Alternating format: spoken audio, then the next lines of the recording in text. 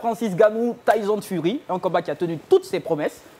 On a vu de la tension. On ne s'attendait pas à voir Francis tenir 10 rounds, surtout que c'est une catégorie dans laquelle il n'avait pas l'habitude de compétir. Aïchou? Oui, c'est vrai, battu au point, il faut le dire, par 2 contre 1 par Tyson Fury. Un point d'écart.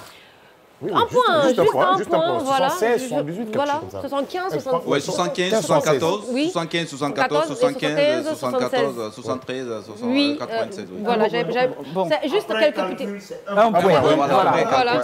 Donc Donc le match s'est déroulé fonction du des côté de rounds. l'Arabie Saoudite où il y a eu plus de 400 millions de vues par rapport au match à travers le monde. L'Afrique était vraiment scotchée sur ce match. On peut dire qu'il a hissé l'Afrique au sommet. L'Afrique au et sommet. surtout le Cameroun. Surtout ce pays-là, il faut le dire. Aujourd'hui, il intègre le top 10, il faut le rappeler, le top 10 des poids lourds de la WBC, voilà, ils l'ont annoncé juste après ce combat. Et aujourd'hui, surtout qu'il affrontait le champion de la catégorie. Oui. Il faut le préciser, c'est important. Effectivement, donc c'est un peu ça. Voilà, de très belles images, hein, images. Mais attention, voilà. Sur la toile, il y a eu des avis divisés. Les tweets en pleuvaient. On parlait de tricherie. Francis aurait dû gagner. Il a mis au sol Tyson. Yacine.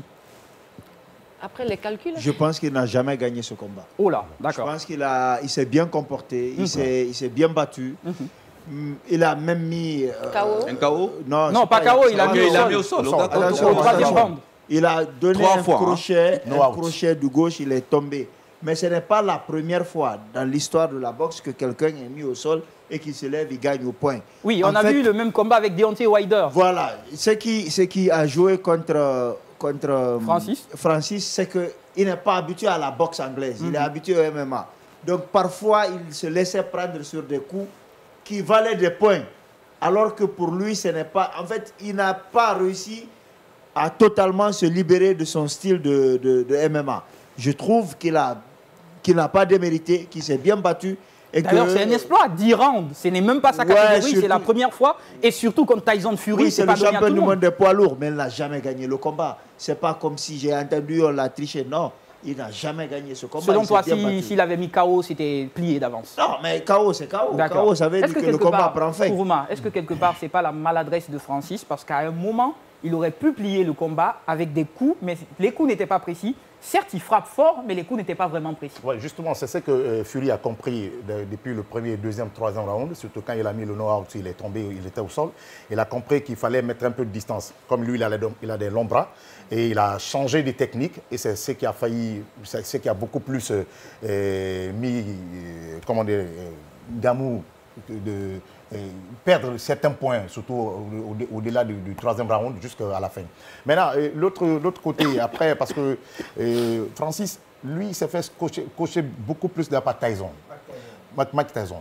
En fait, comme le disait Yacine, on aurait dû mettre Mike Tyson à côté, direct, comme coach direct, pour lui parler, pour lui faire rappeler certaines techniques de combat.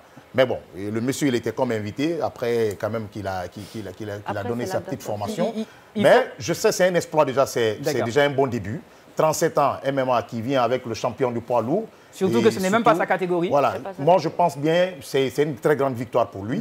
Et c'est que le dessous, il empoche quand même 6 milliards, plus de 6 milliards quand même de francs CFA. C'est super bon. C'est important ça, mais il faut rappeler aussi qu'il y a certaines théories qui parlent plutôt d'un combat arrangé. On sait tous qu'il y a de l'argent derrière ce combat. Il y a des gros sponsors, Mike Tyson payé pour être le coach de Francis, ça fait de l'image, ça fait de la grosse publicité, un Tyson Fury pas très en forme. Et d'ailleurs, de ce côté, son adversaire pour le combat du 23 décembre a dénoncé un combat truqué, une mascarade, c'était juste pour du fun.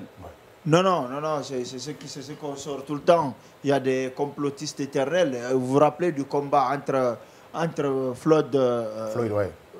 Comment il s'appelle? Mayweather et McGregor. On avait dit la même chose alors qu'il a véritablement tabassé McGregor. C'est des gens qui disent comme ça n'enlève rien au mérite de Francis Ngannou. Il s'est bien battu.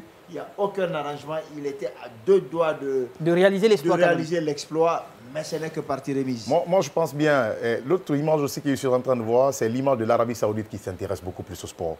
Là, parce que vous avez vu déjà comment l'Arabie Saoudite est en train de dire, ce n'est pas seulement que la religion qui nous intéresse.